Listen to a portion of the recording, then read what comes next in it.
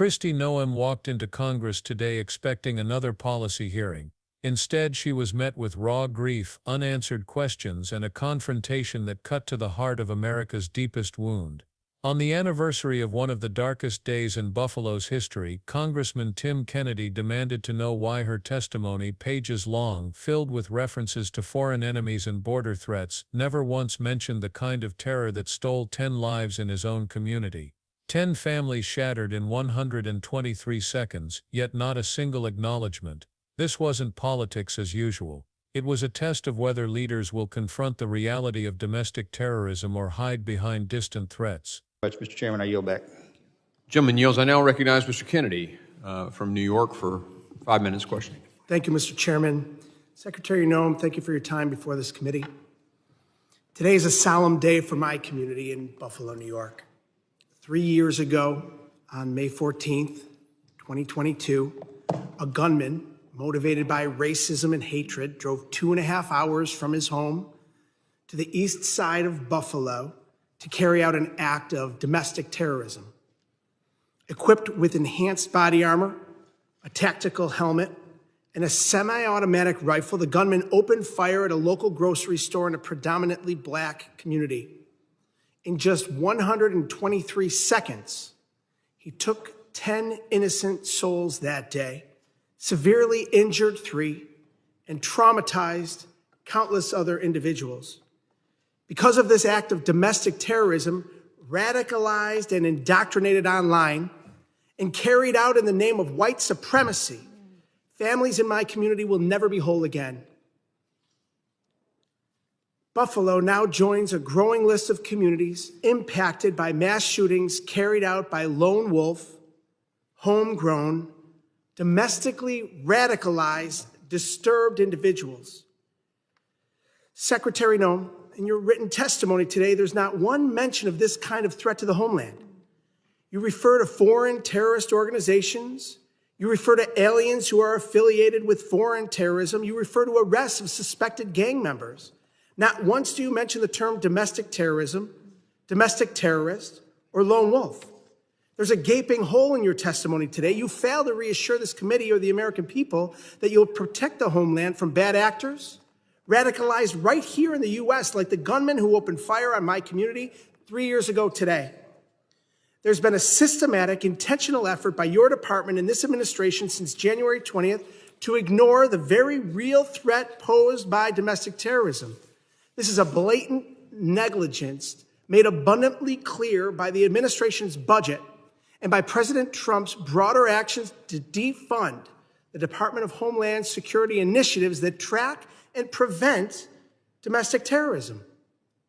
The Trump administration's budget proposal for the Department of Homeland Security completely eliminates the Targeted Violence and Terrorism Prevention Grant Program, a critical DHS program dedicated to helping local communities, including law enforcement, to develop and strengthen efforts to counter attacks of targeted violence and terrorism, just like the racist Buffalo attack.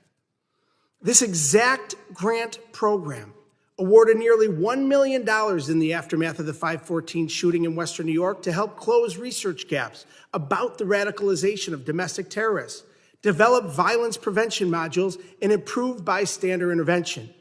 This program was also used to harden safety and prevention efforts in other communities that experienced targeted domestic terrorism, including a school shooting in Oakland County, Michigan, and a pattern of other domestic terrorist incidents. The budget proposal you're defending today justifies the elimination of this funding by arguing it was, quote, weaponized to target Americans exercising their First Amendment rights, end quote.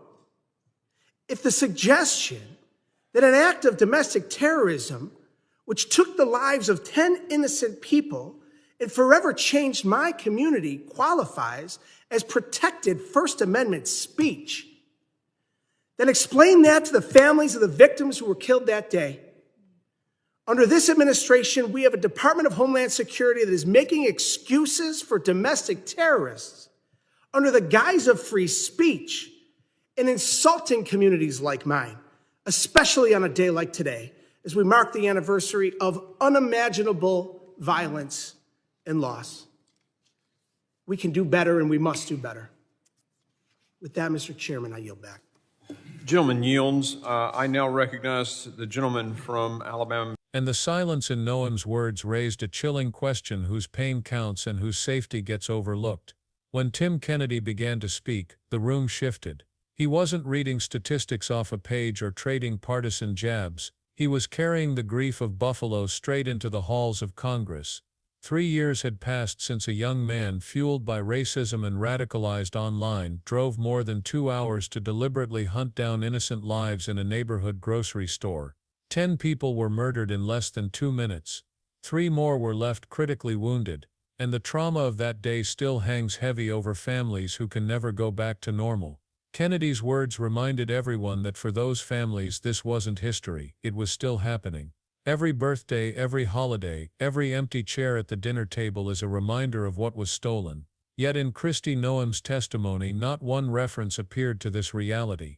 No mention of domestic terrorism, no recognition of lone wolves radicalized at home. To Kennedy, that silence wasn't just an oversight. It was proof that the very people sworn to protect communities like Buffalo were choosing not to see their pain. And in that silence he saw something far more dangerous than bureaucracy. He saw denial. But what he revealed next made that denial impossible to ignore.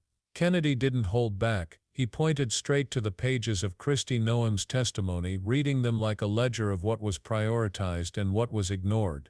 Foreign terrorist organizations, mentioned. Border crossings and cartel activity, highlighted.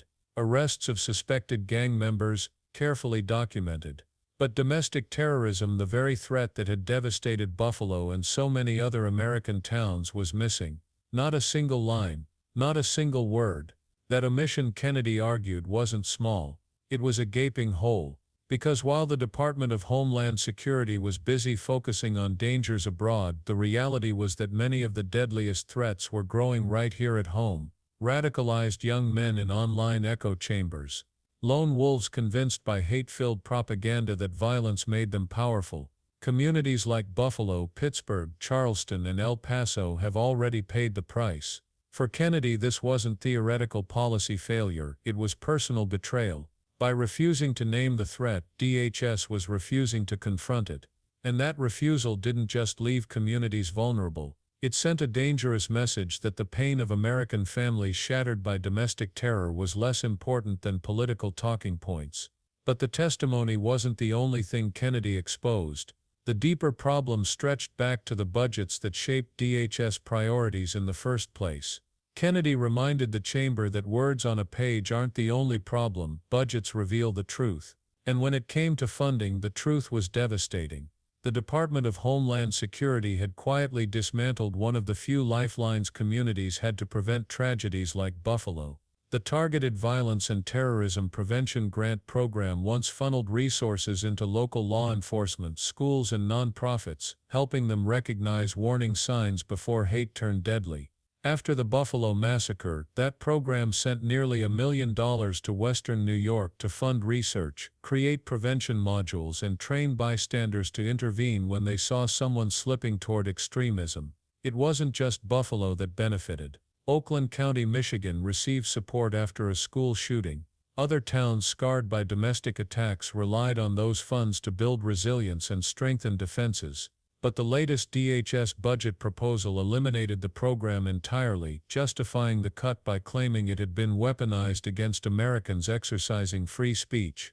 Kennedy's voice sharpened at that point. How could a program designed to stop racially motivated massacres be equated with silencing First Amendment rights?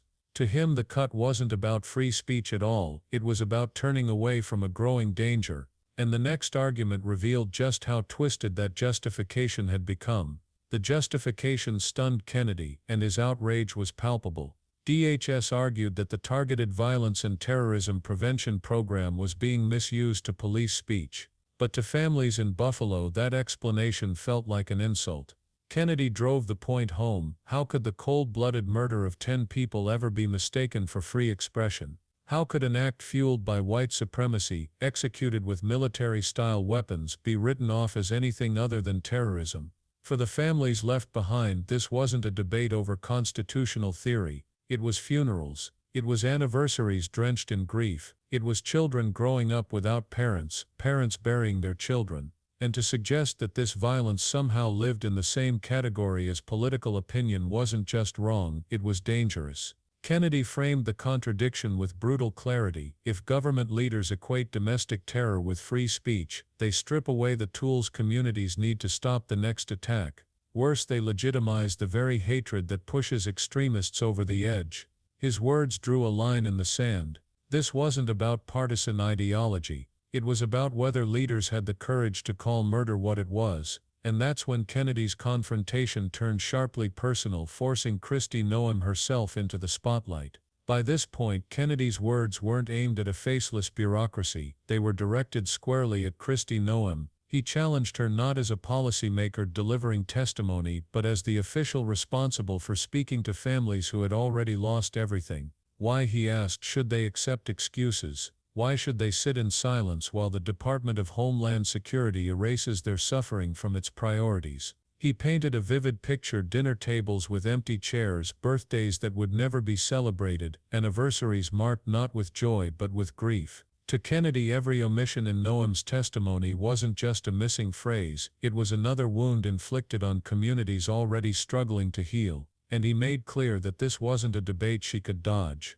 For those families, DHS budgets and political spin don't matter. What matters is whether their children come home from school, whether their grandparents return safely from a grocery store, whether hate-fueled violence is stopped before it strikes again. Kennedy demanded that Noem explain her silence, not to him but to the grieving families she overlooked. In that moment, he turned the hearing into something more than a policy fight. It became a moral reckoning. But Kennedy wasn't just speaking for Buffalo. His warning carried implications for the entire nation. Kennedy's confrontation with Kristi Noem wasn't only about Buffalo, it was about America itself. The massacre in his community was not an isolated event. It was part of a grim pattern stretching across the nation: Charleston, Pittsburgh, El Paso, Uvalde. Each time the story followed the same path: a lone individual radicalized online, armed with deadly weapons, and convinced that hatred could make them powerful. And each time families were left broken while leaders struggled to even name the threat.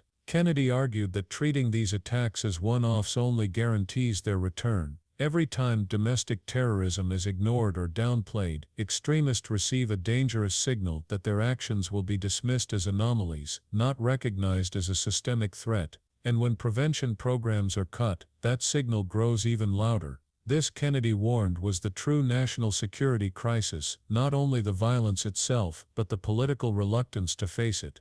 The question was no longer whether communities like Buffalo would be targeted again, it was when. And so he challenged the committee and the country to decide: would America continue to focus on distant threats while ignoring the ones already tearing communities apart? Or would it finally have the courage to confront the danger growing within? In the end, Kennedy's words carried more than outrage, they carried a choice. America can no longer afford to look away from the reality of domestic terrorism. Communities like Buffalo, scarred forever by hate-fueled violence, deserve more than condolences. They deserve leaders willing to name the threat, fund prevention, and act before tragedy strikes again. Kristi Noem's silence became symbolic of a larger failure, the failure to prioritize American lives over political spin. To Kennedy, this wasn't about left or right, it was about right or wrong. Because when leaders downplay domestic terror, they don't just miss an opportunity to prevent the next attack, they legitimize it. They send a signal that extremists can exploit. For families who live with empty chairs and anniversaries marked by grief, that signal is unbearable. Their message is simple: never again. But never again only becomes reality if policymakers back their words with courage, funding, and accountability. So the real question is not whether Congress will debate this issue. The question is whether the rest of us will stay engaged after the cameras are off. Will we demand accountability? Will we honor the victims by refusing to let their deaths fade into silence? Because the fight for justice doesn't end in Congress, it begins with us.